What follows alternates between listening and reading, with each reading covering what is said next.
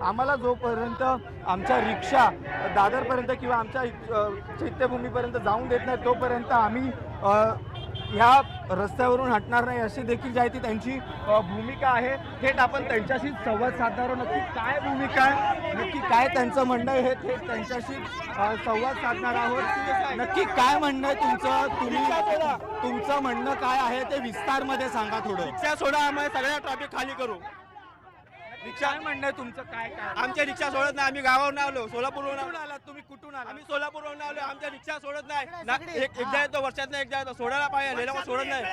पोलिसांची तुम्ही संवाद साधला, पोलीस काय म्हणतात? बोलले कोण सोडत नाही, कोणाला मारले आमच्या, हे बघा हे मारण्याला घे। पोलिसांचं काय म्हणणं आहे? मी सुरुवातीपासून इथे गेले 3 ते 4 तास झाले की मी इथेच उभा आहे। आमची फक्त एवढीच मागणी आहे की आमची एवढीच मागणी आहे की जर तुम्ही रिक्षा बंद ठेवली तर तुम्ही आम्हाला 4-5 दिवस अगोदर सांगितलं पाहिजे होतं। तुम्ही अचानक सांगते की रिक्षा बंद असल्यामुळे हे सगळे, आणि पोलिस हे मुद्दामून जाणून बुजून करतायत। कारण की आम्ही सुरुवातीपासून 4 तास झाले साहेब, 4 तास झाले की आम्ही बोलतोय, आमची एवढीच विनंती आहे, ठीक आहे आम्ही पुढच्या वेळी आम्ही रिक्षा घेऊन नाही येणार।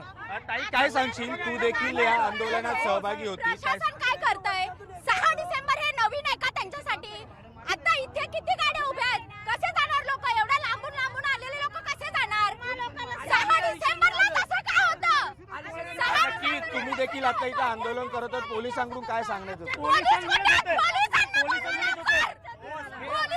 इकडे बोलवा लवकर। पोलीस आहे ना कोणत्याही प्रकारचा निर्णय घेऊ शकत नाही। अगोदर आम्ही आमच्या अनुयायांनी फक्त ऐका, आमच्या अनुयायांनी फक्त 4 दिवसासाठी येतात, महिनाभरासाठी नाही। जे महिनाभर येऊन ज्यांनी रेल्वेमध्ये दुडगूस घातलं, ज्यांनी बाकीच्या गोष्टी काही केल्यात, हा ट्रॅक्टर घेऊन आलेत, ते चाललं फक्त 50-100 रिक्षा। आजी तुम्ही कुठून आलात, कुठून आलात आजी तुम्ही? सोलापुरावरून आलो। कशाने आलात तुम्ही, कशाने प्रवास जेवण करवाय आलोय काय? कुठून आलात तुम्ही, कशाने प्रवास कसा करत आहात तुम्ही, कशाने आलात? आता पोलिसांचं काय म्हणणं आहे? आता पोलिसांचं काय म्हणणं आहे काय माहिती? गाड्या जाऊ दिल्या पाहिजे आमच्या जेवणाच्या। प्रशासनाने हे काम अगोदर करायला हवं होतं।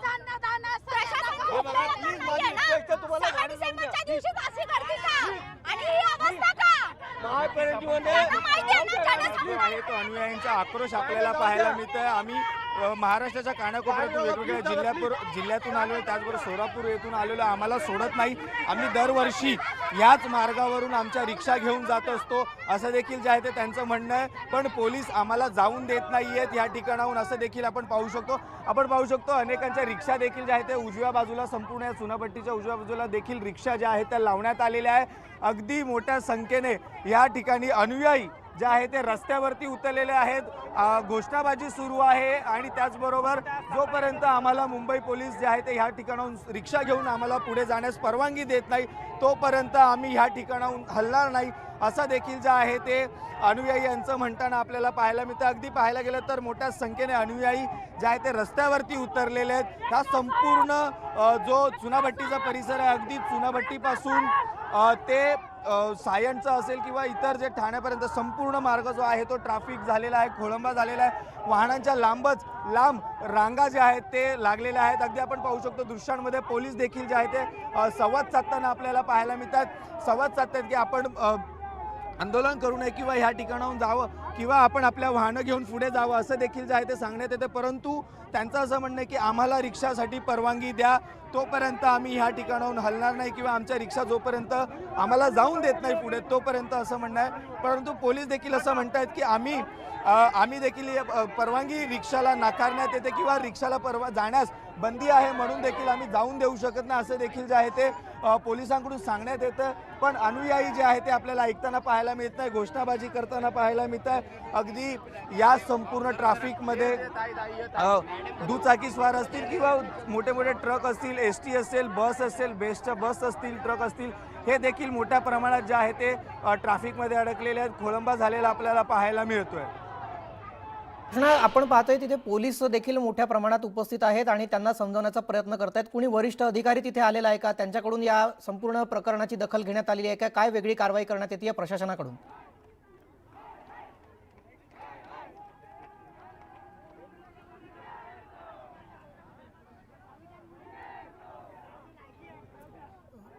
कृष्णा, माझा आवाज येतोय?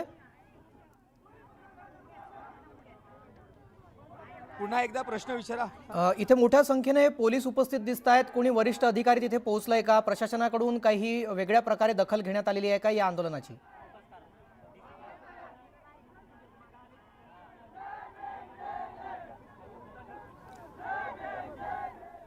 काही तांत्रिक अडचणीमुळे कृष्णा यांच्यापर्यंत माझा आवाज पोहोचत नाहीये. त्यांच्याशी परत संपर्क करण्याचा प्रयत्न करूयात. मात्र आपण सध्याची ही ताजी दृश्य पाहतोय. चुनाभट्टी परिसरातली ही दृश्य आहे.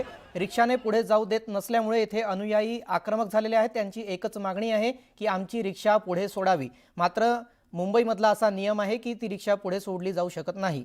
त्यामुळे इथे पोलीस आणि अनुयायांसोबत इथे बाचाबाची होत असल्याची दृश्य पाहायला मिळतीये. चुनाभट्टी परिसरामध्ये आपण पाहतोय हे दृश्य आपण पाहतोय. यामध्ये मोठी बाचाबाची सुरू झालेली आहे पोलिसांसोबत आणि इथे अनुयायी मोठ्या प्रमाणात घोषणाबाजी देखील करताना दिसत आहेत.